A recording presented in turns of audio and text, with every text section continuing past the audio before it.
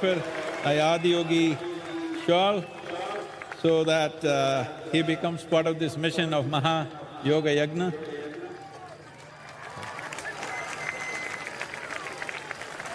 And I request Amit Bhai to say a few words, please.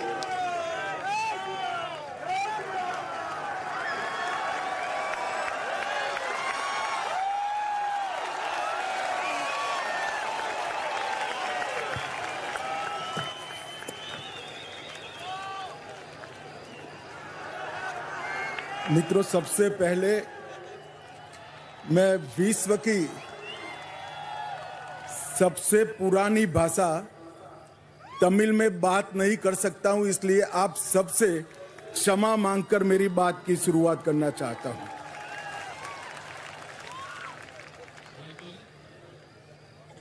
அதும் தெய்வீகமானதுமான தமிழ் மொழியில் பேச இயலாமைக்காக நான் வருந்துகின்றேன். அனைவருக்கும் மனம் நிறைந்த மகா சிவராத்திரி நல்வாழ்த்துக்கள். मैं आदि योगी के चरणों में प्रणाम करता हूं और मैं आज मनपूर्वक सदगुरु के चरणों में भी प्रणाम कर मेरी बात की शुरुआत करता हूं. ஆதியோகியின் திருவடிகளுக்கு என்னுடைய வணக்கங்களை தெரிவித்துக் கொள்கிறேன். சத்குரு அவர்களுடைய திருவடிகளுக்கு என்னுடைய வணக்கங்களை தெரிவித்துக் கொள்கின்றேன். आप सभी को महाशिवरात्रि की बहुत बहुत शुभकामनाएं. மகாசிவராத்திரியில் ஒரு அங்கமாக வருகை தருவதை நான் மிகுந்த மகிழ்ச்சி அடைகின்றேன். मैं अपने आप को बहुत सौभाग्यशाली मानता हूं कि आज सदगुरु के निमंत्रण पर मैं यहां आया. मुझे आदि योगी के दर्शन हुए. महाशिवरात्रि में महादेव की महिमा के महापर्व में शामिल होने का मुझे मौका देने के लिए फिर से एक बार सदगुरु जी का बहुत बहुत धन्यवाद. சத்குரு அவர்களுடைய அழைப்பை ஏற்று ஆதியோகியினுடைய தரிசனத்தை பெறுவதிலேயும் மகாதேவரின் மகத்துவத்தை வெளிப்படுத்தக்கூடிய மகாசிவராத்திரி என்கிற பிரம்மாண்டமான விழாவில் அங்கமாக திகழ்வதையும் பெரும் பேராக கருதுகிறேன். அதற்காக சத்குரு அவர்களுக்கு மிகுந்த நன்றி தெரிவித்துக் கொள்கிறேன். आज पूरे देश में सोमनाथ से केदारनाथ, पशुपतिनाथ से रामेश्वरम और काशी से कोयम्बतूर तक पूरा देश शिवमय हो चुका है. இன்று பாரத தேசம் முழுவதும் சோமநாத்திலிருந்து கேதார்நாத் வரை, பசுபதிநாத்திலிருந்து ராமேஸ்வரம் வரை, காசி முதல் கோயம்புத்தூர் வரை முழு தேசமும் சிவபெருமானுடைய திருவருளில் திளைத்துக் கொண்டிருக்கின்றது. सदगुरु जी, आज ही प्रयागराज में महाकुंभ समाप्त हो रहा है और आज यहां कोयम्बतूर में भक्ति का महाकुंभ मेरे सामने मुझे दिखाई पड़ रहा है. இந்த நன்னாள் பிரயாக்ராஜில் மகா கும்பமேளாவின் நிறைவை சுட்டுவது போலவே கோயம்புத்தூரில் பக்தி என்கிற கும்பமேளா இப்பொழுது நடைபெற்றுக் கொண்டிருக்கின்றது. मित्रों, शिवरात्रि सिर्फ एक पर्व नहीं है, आत्म जागृति की रात्रि है. जब समग्र ब्रह्मांड शिवमय हो जाता है तभी शिवरात्रि की अनुभूति कर सकते हैं. நண்பர்களே, மகாசிவராத்திரி என்பது வெறும் விழா மட்டுமல்ல, இது சுய விழிப்புணர்வுக்கான ஒரு இரவாகவும் இந்த முழு பிரபஞ்சமும் சிவபரம்பொருளினுடைய பெருங்கருணையில் அதிர்வுகளை உணரக்கூடிய நாளாகவும் அமைந்திருக்கின்றது. आज शिव और पार्वती का मिलन का दिन है. आज ही शिव और जीव के मिलन का रास्ता भी प्रशस्त होता है और मोक्ष प्राप्ति का रास्ता भी आज ही भक्ति के माध्यम से खुलता है. இந்த நாள் சிவனும் பார்வதியும் ஒரு தெய்வீக சங்கமத்தில் இணைந்த நாள் மட்டுமல்ல, சிவமாகிய பரம்பொருளும் ஜீவாத்மாவும் விடுதலை என்கிற ஐக்கியத்திலே இணையக்கூடிய நாளாகவும் இருக்கிறது. பக்திக்கான மிக உன்னதமான திருநாளாக அமைந்திருக்கின்றது.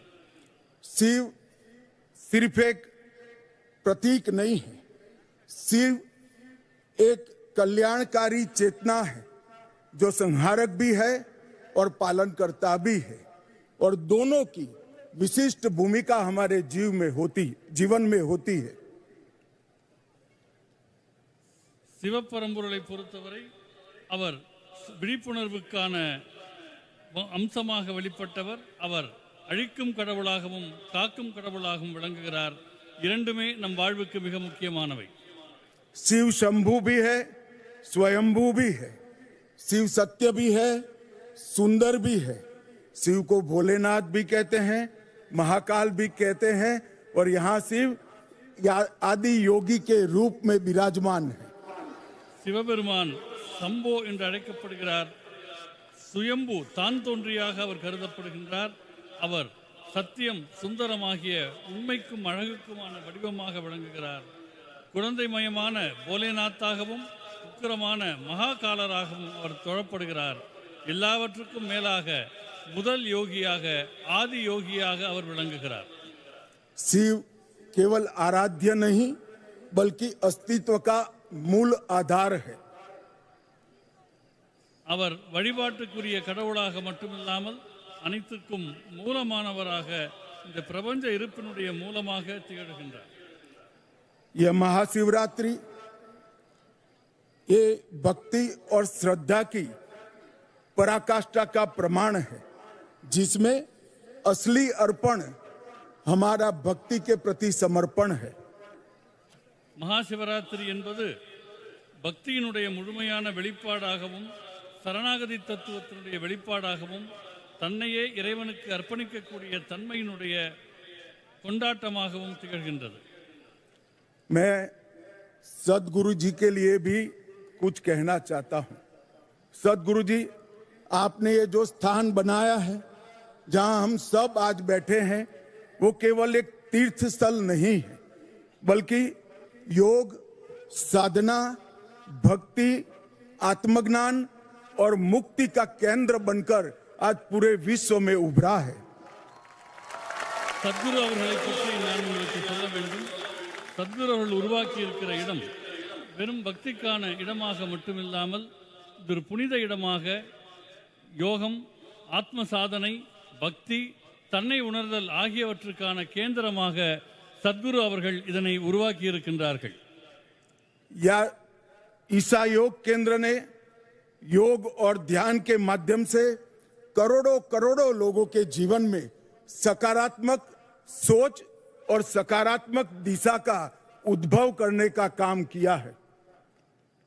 ஈஷா யோக மையம் பல லட்சக்கணக்கானவர்களுடைய உயிர்களை யோக மார்க்கத்தின் மூலமாகவும் தியானத்தின் மூலமாகவும் நெறிப்படுத்தி சரியான சிந்தனையை விதைத்து சரியான பாதையில் அவர்கள் செல்ல உலகெங்கும் வழிகாட்டி கொண்டிருக்கின்றது.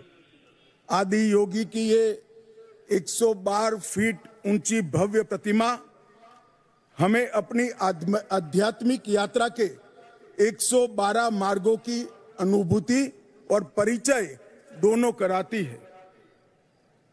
112 அடி உயரத்தில் நிற்கக்கூடிய ஆதியோகியின் திருவுருவமானது விடுதலைக்கும் ஆன்ம விடுதலைக்குமான 112 பாதைகளை நினைவூட்டுவதோடு சிவபெருமாள் அடைந்த அந்த தன்மையை அடைவதுதான் ஒவ்வொரு மனிதருக்கும் இருக்கிற லட்சியம் என்பதை உணர்த்துகின்றது. और हमें यहाँ आकर ही मालूम पड़ता है कि जीवन का अंतिम लक्ष्य शिवत्व की प्राप्ति करना है। வாழ்க்கையினுடைய மிக முக்கியமான நோக்கம் சிவத்தன்மையை அடைவது என்பது இந்த இடத்திற்கு வருகை புரிகிற போது நமக்கெல்லாம் நன்றாக புரிகின்றது. ईसा योग आज ईश्वर से युवाओं को विशेषकर ईश्वर से जोड़ने का माध्यम बन गया है। ஈஷா யோக மையத்தின் மூலமாக இளைஞர்கள் ஆன்மீகத்துக்கும் நல்ல நெறிக்குமாக தங்களை இணைத்துக் கொள்வதற்கு வாய்ப்பு மலர்ந்திருக்கின்றது. यहाँ आकर व्यक्ति चेतना से ब्रह्म चेतना की ओर, स्वार्थ से परमार्थ की ओर और सेल्फ से यूनिवर्स तक की यात्रा की अनुभूति कर सकता है। இங்கே மனிதர்களுக்கு கிடைக்கக்கூடிய அனுபவமானது தனி மனித விழிப்புணர்விலிருந்து பிரபஞ்ச விழிப்புணர்வு நோக்கிய பயணம், தன்னையே தன் நலனையே நினைத்து கொண்டிருக்கும் நிலையிலிருந்து தன்னலமற்ற நிலையை நோக்கிய பாதை, தான் என்கிற தன்மையிலிருந்து பிரபஞ்ச உணர்வு என்கிற மடைமாற்றம் ஆகியவை ஈஷா யோக மையத்தில் மனிதர்களுக்கு அனுபவத்திலே கிடைக்கிறது. सदगुरु जी, आपने न केवल युवाओं को धर्म के साथ जोड़ने का काम किया है, युवाओं के सामने धर्म की बुद्धिगम्य व्याख्या को भी रखा है. இளைஞர்களையும் ஆன்மீகத்தையும் இணைப்பதில் சத்குரு அவர்கள் மகத்தான பங்கை ஆற்றியிருக்கிறார்கள். மிகுந்த ஞானம் கொண்டதும் அதே நேரம் தர்க்கபூர்வமானதுமாக நம்முடைய தர்மத்தினுடைய மேன்மைகளை அவர்கள் இளைஞரிடம் கொண்டு சேர்த்து கொண்டிருக்கிறார்கள். मित्रों, आपने अंग्रेजी में एक कहावत जरूर सुनी होगी, a mystic man on A mission. हमारे सदगुरु जी के लिए शायद ये शब्द बना है, एक कहावत बनी है. நண்பர்களே, நம்முடைய சத்குரு அவர்களை நான் உங்களுக்கு வர்ணிக்க வேண்டுமென்றால் எனக்கு ஒரு வாசகம் தோன்றுகிறது. ஒரு லட்சியத்தோடு இயங்கிக் கொண்டிருக்கிற ஒரு ஞானி என்ற சொற்களை கொண்டு சத்குரு அவர்களை நான் வர்ணிக்க விரும்புகின்றேன். सदगुरु जग्गी वासुदेव आज पूरी दुनिया भर को जीने का रास्ता सिखा रहे हैं. சத்குரு ஜகி வாசுதேவ் அவர்கள் உலகம் முழுமைக்கும் உண்மையாக வாழக்கூடிய கலையினை போதித்துக் கொண்டிருக்கின்றார்கள்.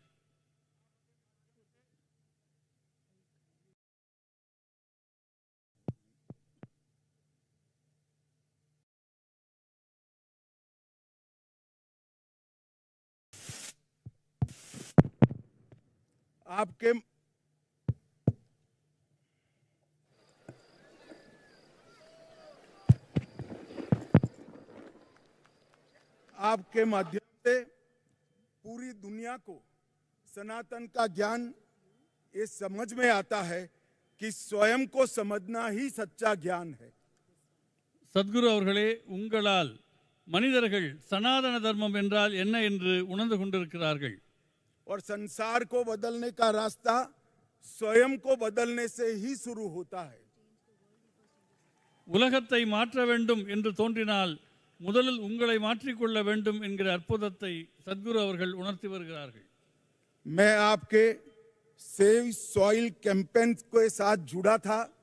आपने हमारी सबसे अमूल्य धरोहर हमारी मिट्टी के लिए पूरे देश भर में संस्कार जगाया और पूरे विश्व को पर्यावरण का एक सुंदर संदेश भेजने का काम किया है.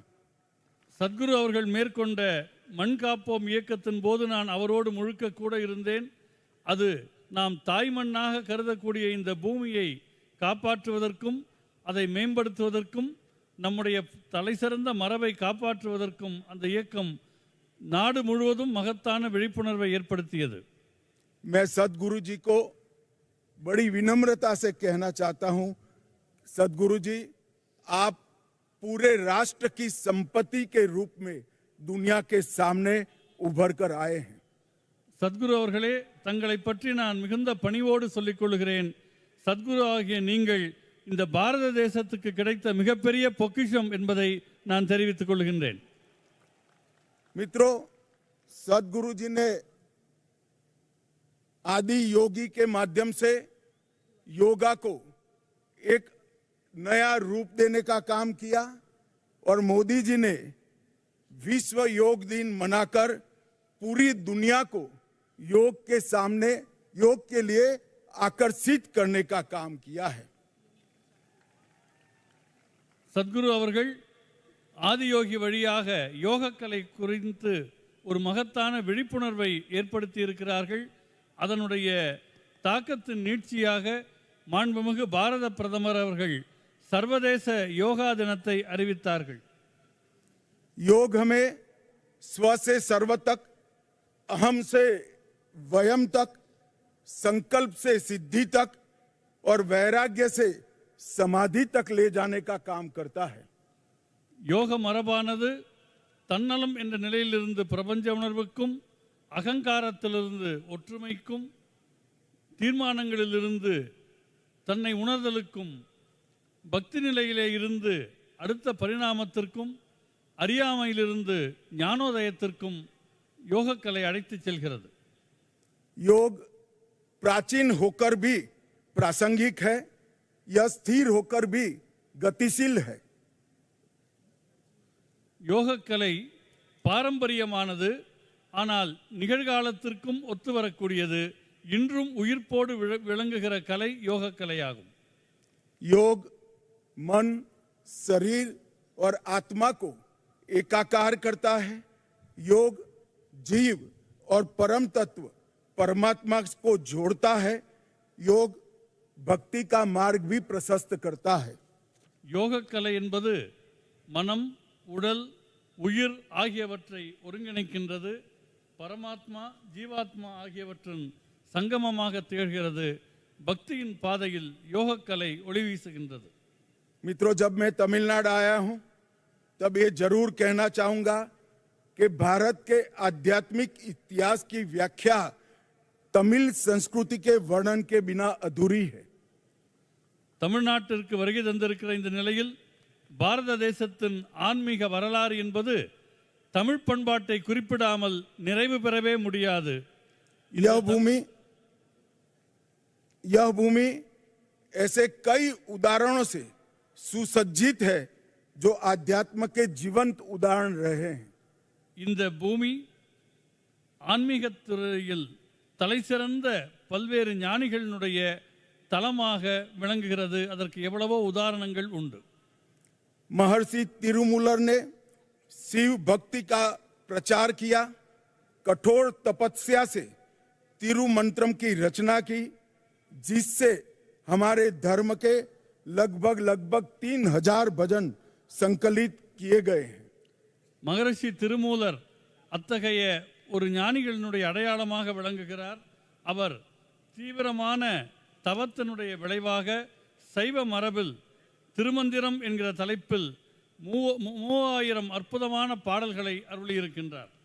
महर्षि अगस्त्य ने भी कई नई रचनाएं कर हमारे धर्म की व्याख्या को और मजबूत करने का काम किया है। அந்த வரிசையில் மகத்தான மற்றொரு உதாரணம் மகரிஷி அகத்தியர் அவர்கள். அவர் சனாதன தர்மத்தின் பல்வேறு பரிமாணங்களை வெளிப்படுத்திய ஒரு ஞானி ஆவார். यहाँ पर भगवान शिव को दक्षिण मूर्ति के रूप में देखा जाता है, जो साधक को ज्ञान, विवेक, मुक्ति और मोक्ष सभी प्रदान करता है। தமிழ் பண்பாட்டில் சிவபெருமானுக்கென்று ஒரு மகத்தான இடம் இருக்கிறது. அவர் தட்சிணாமூர்த்தி என்கிற திருவுருவத்தில் வழிபடப்படுகின்றார். அந்த தட்சிணாமூர்த்தி தன்னை வழிபடுபவர்களுக்கு ஞானம், சமநிலை, விடுதலை, முக்தி ஆகியவற்றை அருளுகிற கடவுளாக விளங்குகிறார். सदगुरु जी, मैंने आपके शिवरात्रि महोत्सव के लिए बहुत कुछ सुना था, सुनकर भी अनुभूति होती थी, मगर आज मैं यहाँ आया हूँ तब मैं निश्चित रूप से पूरे विश्व को कहना चाहता हूँ, ये अद्भुत है, अकल्पनीय है, अवर्णनीय है। சத்குரு அவர்களுடைய மகா சிவராத்திரி பற்றி நான் மிகவும் கேள்விப்பட்டிருக்கின்றேன். இன்றைக்கு நேரில் வந்து இங்கே கலந்து கொண்டிருக்கின்றேன். இந்த உலகத்துக்கே நான் சொல்ல விரும்புவது, இது மிகவும் மகத்தான ஆச்சரியமான நிகழ்வாக நடந்து கொண்டிருக்கிறது என்பதாகும். ये तीर्थ स्थान की रचना में सदगुरु ने विज्ञान और अध्यात्म इसको साथ में लाकर ये सिद्ध किया है कि ध्यान, ऊर्जा और चेतना की अवस्थाएं अंधविश्वास नहीं है, परंतु मूलभूत विज्ञान है। சத்குரு அவர்கள் இந்த மகா சிவராத்திரியை ஒரு ஆன்மீக ஞானத்தினுடைய, ஆன்மீக விஞ்ஞானத்தினுடைய அடிப்படையாக மக்களிடம் கொண்டு சேர்த்து ஞானத்தையும் அறிவியலையும் இணைக்கின்ற அற்புதத்தை செய்திருக்கின்றார். सदगुरु जी, आपने सभी को यह अनुभूति कराई है, शिव ही शाश्वत है, शिव ही चेतना है और शिवत्व को जागरूक करने का यही एक रास्ता है।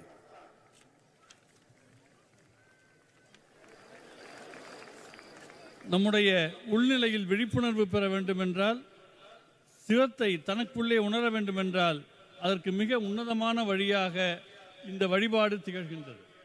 मैं ज्यादा समय लेना नहीं चाहता। पूरे भक्तगण आज यहाँ शिवरात्रि महोत्सव में उपस्थित हुए हैं। मैं आशा करता हूं कि हम सब यहाँ से शिव तत्व को स्वयं में समाहित कर कर शिवांग बनने की ओर आगे बढ़ेंगे। सद्गुरु जी का फिर से एक बार बहुत बहुत धन्यवाद, प्रणाम। நான் அதிக நேரம் எடுத்துக்கொள்ள விரும்பவில்லை. அனைவரும் சிவராத்திரியை கொண்டாடி மகிழுங்கள். மிகுந்த மகிழ்ச்சியை தெரிவித்துக் கொண்டு என் நன்றியை